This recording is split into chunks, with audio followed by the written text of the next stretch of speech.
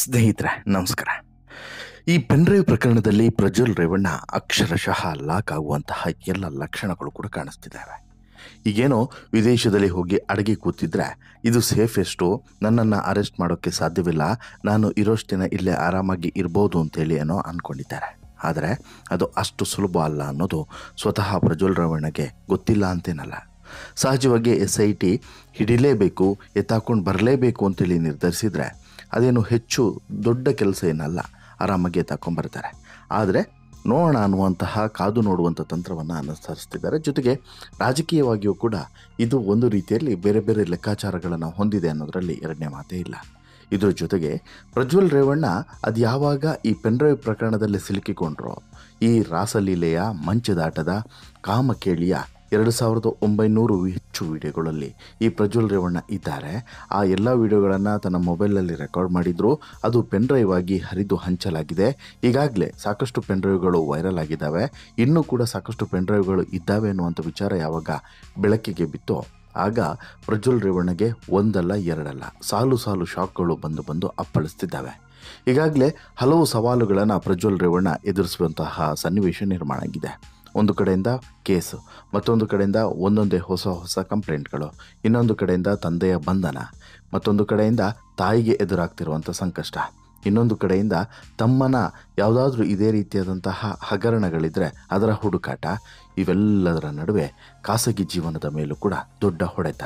ಹೌದು, ಈಗ ಪ್ರಜ್ವಲ್ ರೇವಣ್ಣನವರ ಮದುವೆ ಮುರಿದು ಬೀಳುವಂತಹ ಒಂದು ಮುನ್ಸೂಚನೆ ಸಿಗ್ತಾ ಇದೆ. ಈಗಾಗಲೇ ಈ ವರ್ಷದಲ್ಲಿ ಮದುವೆ ಆಗಬೇಕು ಅಂತ ಹೇಳಿಬಿಟ್ಟು ಪ್ರಜ್ವಲ್ ರೇವಣ್ಣ ತೀರ್ಮಾನಿಸಿದ್ರು ಅನ್ನುವಂತಹ ಮಾಹಿತಿ ಇತ್ತು. ಆದರೆ ಅದು ಯಾವಾಗ ಪ್ರಜ್ವಲ್ ರೇವಣ್ಣನವರ ಸಾಹಸಮಯ ವಿಡಿಯೋಗಳು ರಿಲೀಸ್ ಆದವೋ ಆಗ ಈ ಹುಡುಗಿಗೂ ಕೂಡ, ಯಾವ ಹುಡುಗಿಗೆ ತಾನೇ ತನ್ನ ಹುಡುಗ ಇಂಥವನು ಅಂತೇಳಿ ಕೇಳಿದ ಮೇಲೆ ನೋಡಿದ ಮೇಲೆ ಮದುವೆ ಆಗೋಕ್ಕೆ ಇಷ್ಟ ಆಗುತ್ತೆ ಹೇಳಿ, ಅದೇ ರೀತಿಯಾದಂಥ ಸ್ಥಿತಿ ಇಲ್ಲೂ ಕೂಡ ನಿರ್ಮಾಣ ಆಗಿದೆಯಾ ಅನ್ನುವಂಥ ಒಂದು ಅನುಮಾನ ಮೂಡ್ತಾ ಇದೆ. ಅದಕ್ಕೆ ಪೂರಕವಾಗಿ ಪ್ರಜ್ವಲ್ ರೇವಣ್ಣ ಫಾರಿನ್ನಲ್ಲಿ ಇದ್ದರೂ ಕೂಡ ಆ ಹುಡುಗಿಗೆ ಕಾಲ್ ಮಾಡ್ತಾ ಇದ್ರಾ ಅಥವಾ ಕಾಲ್ ಮಾಡೋದನ್ನೇ ಬಿಟ್ಟಿದ್ದಾರಾ? ಇವೆಲ್ಲದ್ರ ಬಗ್ಗೆ ಕಂಪ್ಲೀಟ್ ಮಾಹಿತಿಯನ್ನು ಮತ್ತು ಇನ್ಸೈಡ್ ಇನ್ಫಾರ್ಮೇಷನ್ಸನ್ನು ನಿಮ್ಮ ಮುಂದೆ ಇಡ್ತಾ ಹೋಗ್ತೀನಿ. ಅದಕ್ಕಿಂತ ಮುಂಚೆ ನೀವಿನ್ನೂ ಕೂಡ ನಮ್ಮ ಚಾನಲನ್ನು ಸಬ್ಸ್ಕ್ರೈಬ್ ಮಾಡಿಲ್ಲ ಅಂದರೆ ದಯವಿಟ್ಟು ಕೂಡಲೇ ಸಬ್ಸ್ಕ್ರೈಬ್ ಮಾಡಿ ಸ್ನೇಹಿತರೆ. ಬಹುಶಃ ಯಾರ ಜೀವನದಲ್ಲಾದರೂ ಬರಬಹುದಾದಂಥ ಅತ್ಯಂತ ಕೆಟ್ಟಗಳಿಗೆ ಮತ್ತು ಪಾಪದ ಕೊಡ ತುಂಬಿದಾಗ ಅನುಭವಿಸಬೇಕಾದಂತಹ ನೋವುಗಳು, ಸಂಕಷ್ಟಗಳು, ಸವಾಲುಗಳು ಎಲ್ಲವೂ ಕೂಡ ಈಗ ಪ್ರಜ್ವಲ್ ರೇವಣ್ಣ ಅವರ ಬದುಕಿನಲ್ಲೂ ಕೂಡ ಎದುರಿಸುವಂತಹ ಪರಿ ಈಗ ನಾವೆಲ್ಲರೂ ಕೂಡ ನೋಡ್ತಾ ಇದ್ದೀವಿ. ಪ್ರಜ್ವಲ್ ರೇವಣ್ಣ ಇಷ್ಟೆಲ್ಲ ಕರ್ಮಕಾಂಡದಲ್ಲಿ ಭಾಗಿಯಾಗಿದ್ದು, ಜೊತೆಗೆ ಸ್ವತಃ ಹಾಸನದ DC ಹೇಳಿದಂತೆ ಪಾಪದ ಕೊಡ ತುಂಬಿದಾಗ ಏನೂ ಮಾಡೋಕ್ಕಾಗಲ್ಲ, ಇಲ್ಲಿ ಅನುಭವಿಸಲೇಬೇಕು. ಹಾಗೆ ಇಲ್ಲೂ ಕೂಡ ಆಗಿದೆ. ಉಪ್ಪು ತಿಂದವರು ನೀರು ಕುಡಿಲೇಬೇಕು. ಉಪ್ಪು ತಿಂದಂತಹ ಪ್ರಜ್ವಲ್ ರೇವಣ್ಣ ಈಗ ನೀರು ಕುಡಿಯುವಂತಹ ಕಾಲ ಸಮೀಪ ಬಂದಿದೆ. ಆ ಕಾರಣಕ್ಕೋಸ್ಕರ ಪ್ರಜ್ವಲ್ ರೇವಣ್ಣ ಮಾಡಿದಂತಹ ನೀಚ ಕೃತ್ಯದ ಬಗ್ಗೆ ಈಗಾಗಲೇ SIT ತನಿಖೆಯನ್ನು ಶುರು ಮಾಡಿದೆ. ಪ್ರಜ್ವಲ್ ರೇವಣ್ಣ ಯಾವ ಮನುಷ್ಯ ಕುಲವೂ ಕೂಡ ಒಪ್ಪುವಂಥ ಕೆಲಸವನ್ನು ಮಾಡಿಲ್ಲ ಅನ್ನೋದನ್ನು ಸ್ವತಃ ಎಲ್ಲರೂ ಕೂಡ ಹೇಳ್ತಾ ಇದ್ದಾರೆ. ಅವರ ಫ್ಯಾಮಿಲಿಯಿಂದ ಹಿಡಿದು ಹೊರಗಡೆಯವರು ಕೂಡ ಅದನ್ನೇ ಹೇಳ್ತಿದ್ದಾರೆ.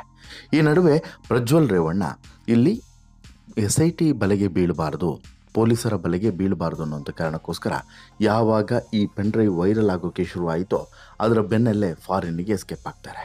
ವೋಟ್ ಒಂದು ಹಾಕ್ತಾರೆ. ಮೊದಲ ಹಂತದ ಚುನಾವಣೆಯಲ್ಲಿ ವೋಟ್ ಒಂದು ಹಾಕ್ತಾರೆ. ಅವತ್ತು ಸಂಜೆನೇ ಎಲ್ಲ ಲಗೇಜನ್ನು ಪ್ಯಾಕ್ ಮಾಡಿ next day morning foreign flight ಹತ್ತಿ ಬಿಡ್ತಾರೆ. ಆವತ್ತಿನಿಂದ ಇವತ್ತಿನವರೆಗೂ ಕೂಡ ಪ್ರಜ್ವಲ್ ರೇವಣ್ಣ ಎಲ್ಲಿದ್ದಾರೆ, ಏನು ಮಾಡ್ತಿದ್ದಾರೆ, ಯಾವಾಗ ಬರ್ತಾರೆ, ಈ ರೀತಿಯಾದಂತಹ ಸಾಲು ಪ್ರಶ್ನೆಗಳು ಕಾಡ್ತಾನೆ ಇದ್ದಾವೆ. ಈ ನಡುವೆ SIT ಮೊದಲಿಗೆ ಒಂದು ನಾರ್ಮಲ್ ನೋಟಿಸನ್ನು ಕೊಡುತ್ತೆ, ನಂತರ ಸ್ಪೆಷಲ್ ನೋಟಿಸ್ಗಳನ್ನು ಕೂಡ ಕೊಡುತ್ತೆ. ಈಗಾಗಲೇ ಬ್ಲೂ, ಗ್ರೀನ್ ಎರಡೂ ನೋಟಿಸ್ಗಳನ್ನು ಕೂಡ ಕೊಡಲಾಗಿದೆ. ಇನ್ನು ಕೊಡಬೇಕಾಗಿರೋದು ರೆಡ್ ಕಾರ್ನರ್ ನೋಟಿಸು.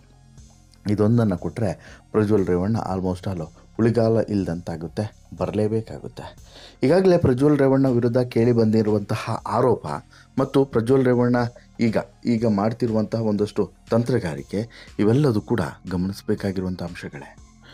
ಇದೆಲ್ಲದರ ನಡುವೆ ಸ್ನೇಹಿತರೆ ಒಂದು ಗಮನಿಸಬೇಕಾಗಿರುವಂಥ ಒಂದು ಅಂಶ ಇದೆ. ಅದೇನು ಅಂತ ಹೇಳಿದ್ರೆ, ಪ್ರಜ್ವಲ್ ರೇವಣ್ಣ ಫಾರಿನ್ ಹೋಗಿ ಕೂತಿದ್ರು ಕೂಡ ದಿನಕ್ಕೆ 2 ಸಲ ಒಂದು ನಂಬರ್ಗೆ ಕಾಲ್ ಮಾಡ್ತಾ ಇದ್ದಾನೆ. ಆ ನಂಬರು ಪ್ರತಿನಿತ್ಯವೂ ಕೂಡ ರಿಂಗ್ ಆಗುತ್ತೆ.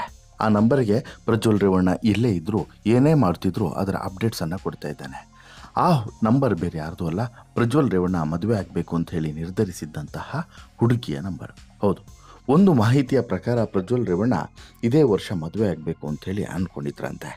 ಶತಾಯಗತಾಯ ಶೀಘ್ರದಲ್ಲೇ ಎಂಗೇಜ್ಮೆಂಟ್ ಕೂಡ ಮಾಡ್ಕೊಳ್ಬೇಕು, ಆದಷ್ಟು ಬೇಗ ಮದುವೆಯನ್ನು ಆಗಬೇಕು ಅಂತ ಹೇಳಿಬಿಟ್ಟು ನಿರ್ಧರಿಸಿದ್ರಂತೆ. ಮೊನ್ನೆ ರೇವಣ್ಣ ಕೂಡ ಇದೇ ಮಾತನ್ನು ಹೇಳಿದರು. ಅವನಿಗೆ ಹುಡುಗಿಯನ್ನು ನೋಡಿದ್ವಿ, ಮದುವೆಯನ್ನು ಕೂಡ ಮಾಡಬೇಕು ಅಂತ ಹೇಳಿದ್ವಿ, ಅಷ್ಟೊತ್ತರೊಳಗೆ ಹೀಗೆ ಆಗೋಯ್ತು ಅನ್ನುವಂಥ ಮಾತನ್ನು ಸ್ವತಃ ರೇವಣ್ಣ ಅವರು ಕೂಡ ಮೊನ್ನೆ ಹೇಳಿದರು. ಇದಕ್ಕೆ ಪೂರಕವಾಗಿ ಪ್ರಜ್ವಲ್ ರೇವಣ್ಣ ಫಾರಿನ್ನಲ್ಲಿ ಇದ್ದರೂ ಕೂಡ ತನ್ನ ಹುಡುಗಿಗೆ ಎಲ್ಲ ರೀತಿಯಾದಂಥ ಅಪ್ಡೇಟ್ಸನ್ನು ಕೊಡ್ತಾ ಇದ್ದಾರೆ. ಆಕೆಗೆ 2 ಸಲ ಕಾಲ್ ಮಾಡ್ತಾರೆ ಅನ್ನುವಂಥ ಮಾಹಿತಿ ಸಿಗ್ತಿದೆ ಅಂತ ಹೇಳಿದ್ರೆ, ಇದನ್ನು SIT ಅಧಿಕಾರಿಗಳು ಕೂಡ ನಿಗಾವನ್ನು ವಹಿಸಿದ್ದಾರೆ ಅನ್ನುವಂತಹ ಮಾಹಿತಿಯೂ ಕೂಡ ಇದೆ. ಈ ಮೂಲಕ ಪ್ರಜ್ವಲ್ ರೇವಣ್ಣ ಎಲ್ಲಿದ್ದಾನೆ, ಏನು ಮಾಡ್ತಿದ್ದಾನೆ ಅನ್ನುವಂತಹ ಮಾಹಿತಿಯನ್ನು ಕೂಡ ಅಧಿಕಾರಿಗಳು ಸಂಗ್ರಹಿಸುವಂಥ ಕೆಲಸವನ್ನು ಮಾಡ್ತಿದ್ದಾರೆ ಅನ್ನೋದು ಇಲ್ಲಿ ಸ್ಪಷ್ಟವಾಗಿ ಗೊತ್ತಾಗ್ತಿದೆ. ಹಾಗಾದರೆ ಪ್ರಜ್ವಲ್ ರೇವಣ್ಣ ಮದುವೆ ಯಾವಾಗ? ಪ್ರಜ್ವಲ್ ರೇವಣ್ಣ ಮದುವೆ ಆಗಬೇಕು ಅಂತೇಳಿ ತೀರ್ಮಾನಿಸಿದಂತಹ ಆ ಹುಡುಗಿಯಾದರೂ ಯಾರು, ಎಲ್ಲಿ ಅವಳು? ಇದೆಲ್ಲದ್ರ ಬಗ್ಗೆ ಸ್ವಲ್ಪ ಹಿಂಟ್ ಸಿಕ್ಕಿದೆ. ಆಕೆ ಚನ್ನಪಟ್ಟಣದ ಹುಡುಗಿ ಅಂತೇಳಿ ಗೊತ್ತಾಗ್ತಿದೆ. ಈ ಹಿಂದೆ ದೇವರಾಜೇಗೌಡರು ಕೂಡ ಈ ಬಗ್ಗೆ ಒಂದು ಮಾಹಿತಿಯನ್ನು ರಿವೀಲ್ ಮಾಡಿದರು. ಯಾವಾಗ ಈ ಪ್ರಜ್ವಲ್ ರೇವಣ್ಣ ವರ್ಸಸ್ ಇವರದ್ದು ಕ್ಲಾಶಸ್ ಶುರುವಾಯಿತು ನೋಡಿ, ಯಾರ್ದು? ಈ ದೇವರಾಜೇಗೌಡ. ಅದು ಆ ಸಂದರ್ಭದಲ್ಲಿ ಒಂದು ಇಂಟರ್ವ್ಯೂನಲ್ಲಿ ದೇವರಾಜೇಗೌಡ ಹೇಳಿದರು, ಪ್ರಜ್ವಲ್ ರೇವಣ್ಣ ಸಂಸದ ಸ್ಥಾನ ಅನರ್ಹಗೊಳಿಸುವಂಥ ಕೇಸ್ನ ವಿಚಾರದಲ್ಲಿ ದಯವಿಟ್ಟು ಆ ಕೇಸನ್ನು ವಾಪಸ್ ತಗೊಳ್ಳಿ, ನಿಮಗೆ ಎಷ್ಟು ಹಣವನ್ನಾದರೂ ಕೂಡ ಕೊಡ್ತೀನಿ ಅಂತ ಹೇಳ್ಬಿಟ್ಟು ಚನ್ನಪಟ್ಟಣದ ಒಬ್ಬಳು ಮಹಿಳೆ ಕಾಲ್ ಮಾಡಿದ್ರಂತೆ. ಅವರು ಮಾಜಿ ಕೌನ್ಸಿಲರ್ ಕೂಡ, ಈ ನಗರಸಭೆ ಏನಿದೆ ನೋಡಿ, ನಗರಸಭೆಯ ಮಾಜಿ ಸದಸ್ಯರು ಕೂಡ ಆಗಿದ್ರಂತೆ. ಆಕೆಯ ಮಗಳನ್ನು ಪ್ರಜ್ವಲ್ ರೇವಣ್ಣಗೆ ಕೊಟ್ಟು ಮದುವೆ ಮಾಡಬೇಕು ಅನ್ನುವಂತಹ ನಿರ್ಧಾರಕ್ಕೆ ಬಂದಿದ್ದರು ಅನ್ನುವಂಥ ಮಾಹಿತಿ ಇದೆ. ಒಂದು ವೇಳೆ ಅದು ಸತ್ಯವಾಗಿದ್ದರೆ, ಅಥವಾ ಅದೇ ಹುಡುಗಿಯ ಜೊತೆಗೆ ಇವತ್ತು ಕೂಡ ಪ್ರಜ್ವಲ್ ರೇವಣ್ಣ ಮದುವೆ ಆಗಬೇಕು ಅಂತೇಳಿ ನಿರ್ಧಾರ ಮಾಡಿದರೆ, ಬಹುಶಃ ಆಕೆ ಇವತ್ತಿಗೆ ಆ ನಿರ್ಧಾರದಿಂದ ಹೊರಗೆ ಬಂದಿದ್ದಾಳೋ ಗೊತ್ತಿಲ್ಲ. ಇನ್ನೂ ಕೂಡ ಇಲ್ಲ, ಇವೆಲ್ಲದೂ ಕೂಡ ಪ್ರಜ್ವಲ್ ರೇವಣ್ಣ ವಿರುದ್ಧದ ಷಡ್ಯಂತ್ರ, ಅಥವಾ ಪ್ರಜ್ವಲ್ ರೇವಣ್ಣ ಇನ್ನೂ ಕೂಡ ಸಾಚ, ಜೊತೆಗೆ ಪ್ರಜ್ವಲ್ ರೇವಣ್ಣನೂ ಕೂಡ ಅದೇ ರೀತಿ ನಂಬಿಸಿರ್ಬೋದು ಆ ಇಡೀ ಕುಟುಂಬವನ್ನು. ಇಲ್ಲ, ಇವೆಲ್ಲದೂ ಕೂಡ ಮಾಪ್ ಮಾಡಿರುವಂಥ ವಿಡಿಯೋಗಳು, ನಕಲಿ ವಿಡಿಯೋಗಳು, ಇದರಲ್ಲಿ ನಾನಿಲ್ಲ, ಇವೆಲ್ಲದೂ ಕೂಡ ಸುಳ್ಳು ಅನ್ನುವಂಥ ರೀತಿಯಲ್ಲೂ ಕೂಡ ಬಿಂಬಿಸಿರ್ಬೋದು, ನಂಬಿಸಿರ್ಬೋದು. ಬಟ್ ಅದು ಗೊತ್ತಿಲ್ಲ. ಆದರೆ ಸದ್ಯಕ್ಕಂತೂ ಯಾವುದೇ ಹುಡುಗಿಯಾದರೂ ಕೂಡ, ಅದು ಎಂತಹದ್ದೇ ಹುಡುಗಿಯಾದರೂ ಕೂಡ, ಇಷ್ಟೆಲ್ಲ ಆರೋಪ ಬಂದಂಥ ಹುಡುಗನನ್ನು, ಅದು ಕೂಡ ಈ ರೀತಿ 2950 ಜೊತೆಗೆ ಈ ರೀತಿ ರಾಸಲೀಲೆಯನ್ನು ಆಡಿ ಅದನ್ನು ವಿಕೃತವಾಗಿ ಮೊಬೈಲ್ನಲ್ಲಿ ವಿಡಿಯೋ ಮಾಡಿಟ್ಕೊಂಡು ಅದನ್ನು ನಂತರ ಪೆನ್ಡ್ರೈವಲ್ಲಿ ಶೇಖರಿಸಿ ಇವತ್ತು ಹರಿದು ಹಂಚುವಂತೆ ಮಾಡಿದಂಥ ವ್ಯಕ್ತಿಯನ್ನು ಯಾರಾದರೂ ಹುಡುಗಿ ಮದುವೆ ಆಗೋಕ್ಕೆ ಒಪ್ತಾಳೆ? ಹೋಗಲಿ, ಅವಳು ಒಪ್ಪಿದ್ಲು ಅಂತಲೇ ಇಟ್ಕೊಳ್ಳಿ. ಯಾವುದಾದ್ರೂ ಮನೆಯ ತಂದೆ ತಾಯಿ, ಆ ಹುಡುಗಿಯ ತಂದೆ ತಾಯಿ ಇಂತಹ ಹುಡುಗನಿಗೆ ನನ್ನ ಮಗಳನ್ನು ಕೊಡ್ತೀನಿ ಅಂತೇಳ್ಬಿಟ್ಟು ಯಾರಾದರೂ ಹೇಳ್ತಾರ?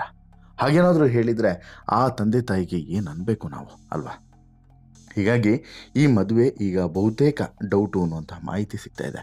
ಇನ್ನೂ ವಿಚಿತ್ರ ಮತ್ತು ವಿಪರ್ಯಾಸ ಏನು ಅಂದರೆ, ಸರಿ, ಪ್ರಜ್ವಲ್ ರೇವಣ್ಣನನ್ನು ಆಕೆ ಮದುವೆ ಆಗ್ತೇನೆ ಅಂತಲೇ ನಿರ್ಧರಿಸಲಿ, ಮದುವೆ ಆಗ್ತೀನಿ ಅನ್ನುವಂತಹ ನಿರ್ಧಾರಕ್ಕೆ ಬಂದರೂ ಕೂಡ ಇನ್ನೊಂದು ಶಾಕಿಂಗ್ ವಿಚಾರ ಇದೆ. ಅದೇನು ಅಂತ ಹೇಳಿದ್ರೆ, ಪ್ರಜ್ವಲ್ ರೇವಣ್ಣ ವಿರುದ್ಧ ಈಗ ದಾಖಲಾಗ್ತಿರುವಂಥ ಕೇಸ್ಗಳನ್ನು ನೋಡಿದ್ರೆ ಬಹುಶಃ ಸದ್ಯಕ್ಕಂತೂ ಪ್ರಜ್ವಲ್ ರೇವಣ್ಣಗೆ ರಿಲೀಫ್ ಸಿಗುವಂಥ ಸಾಧ್ಯತೆ ಇಲ್ಲವೇ ಇಲ್ಲ.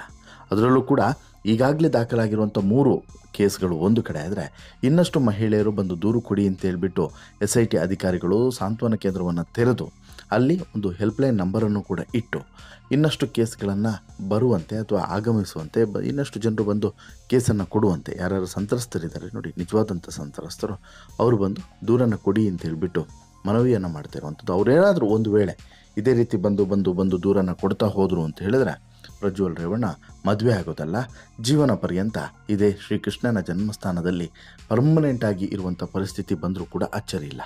ಮಿನಿಮಮ್ ಈಗ ದಾಖಲಾಗಿರುವಂತಹ ಕೇಸ್ಗಳನ್ನು ನೋಡ್ತಾ ಹೋದರೆ 10 ವರ್ಷ ಜೈಲಿಗಂತೂ ಏನೂ ಮೋಸ ಇಲ್ಲ. 10 ವರ್ಷ ಜೈಲಲ್ಲಿ ಕಳೆಯೋದು ಅಂತ ಹೇಳಿದ್ರೆ ತಮಾಷೆನೂ ಅಲ್ಲ.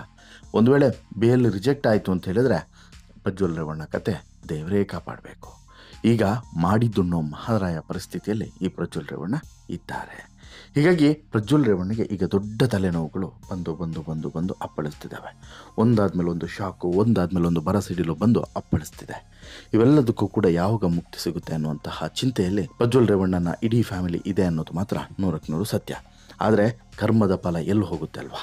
ಈ ಜನ್ಮದಲ್ಲೇ ಅನುಭವಿಸಬೇಕು. ಆ ಕೆಲಸವನ್ನು ಈಗ ದೇವರು ನೀಟಾಗಿ ಮಾಡ್ತಿದ್ದಾರೆ, ಅದರ ಫಲವನ್ನು ಈ ಜನ್ಮದಲ್ಲೇ ಕೊಡ್ತಾ ಇದ್ದಾರೆ ಅನ್ನೋದು ಮಾತ್ರ ಸ್ಪಷ್ಟ.